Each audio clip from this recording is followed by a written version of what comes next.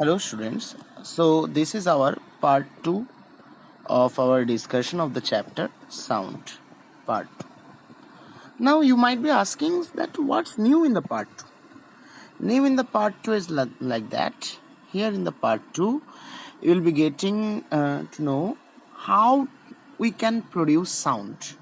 Means how a human can produce sound. So let's discuss about that. Now here you can see here you can see so many new things in the sense. See here means here you can see larynx, here you can see vocal cords, tongue, so many things are written. So you might be asking what are these, actually, what are these means. See here, first, how sound can be produced by human voice. The first and the most important thing for a human to produce sound, that important thing is what? First, let me shift this here. To produce sound, the most important thing is voice box, or that's known to be larynx. Voice box or larynx. You might be asking, what's that?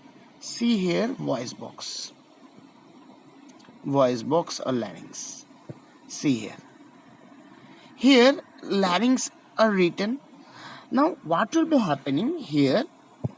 These are the two lungs. These are two lungs. Let me capture that one. See here. Here, two lungs are there. Now, what will be happen from these lungs? See, from the lungs, the first thing will be happening, air. From the lungs, the air will be first steps. The first step from the lungs, what will be happening? Air will be coming. Air will be coming and air will be just entering into the trachea. From the lungs, air will be entering into the portion that is known as trachea, or it is known as windpipe of human. Trachea or windpipe. So first step is what? First, air will be first coming from the lungs, and air will be coming from the lungs and it will be entering into the trachea or windpipe. Okay, so again, see that picture. Here you can see two lungs. From the lungs, here the trachea or windpipe, that white portion you can see. From lungs to lungs, air is coming to the trachea, and now from trachea, second step, from trachea, the sounds, how it will be produced from trachea. Let me write properly. Trachea or windpipe. From trachea or windpipe, the air will be passing through the larynx. Now you might be asking, sir, why so larynx? Why so larynx, and what's the special thing about it? What's the special thing about this larynx or windpipe so that larynx will produce sound?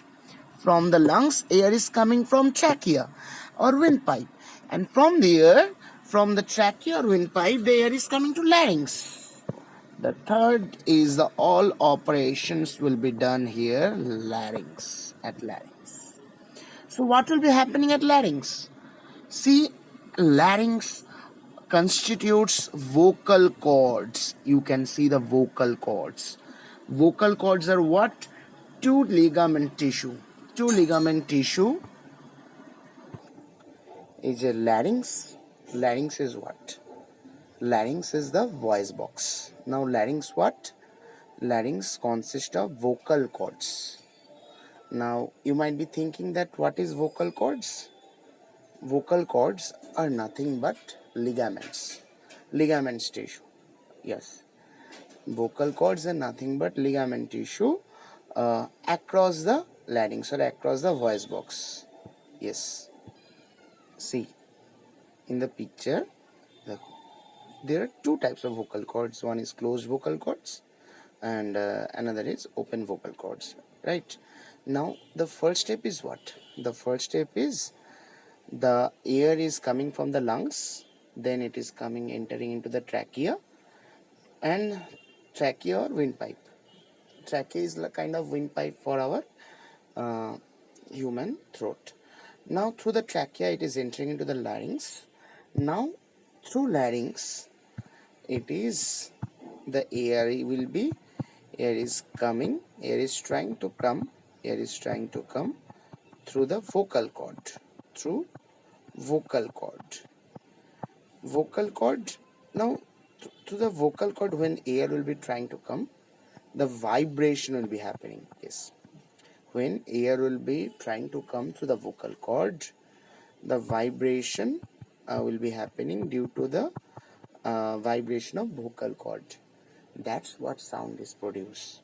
Means first thing is, see, air is producing in the lungs. Okay, from lungs the air is coming to the trachea or windpipe. Now through the trachea it is entering into the larynx or voice box, and through the larynx it is coming to the air, or it is coming to the vocal cords. Now air is coming to the vocal cords and vocal cords are vibrating. Due to the vibrating tissue or vibrating of the vocal cords, sounds will be produced. Now boys and girls have different frequencies of sound. Why? Because boys have long, thick and loose vocal cords, and girls have short, thin and tight vocal cords. Boys vocal cords are actually 20 millimeter longer, and girls vocal cords are actually less than 5 millimeter, means 15 millimeters longer. So that's what you will see whenever girls are shouting, means let me write that. Actually boys vocal cords are 20 millimeter longer. Boys vocal cords are actually thick. Boys vocal cords are thick, yes, and it will be loose and it will be longer. In comparison, girls vocal cords are actually shorter, tight and thin. Sorry, I'm telling shorter, tight and thin. That's what girls, when the girls will be shouting or girls will be talking, that's why they have higher frequency. So that's it, the operation how the sound will be produced in the vocal cord. That's it.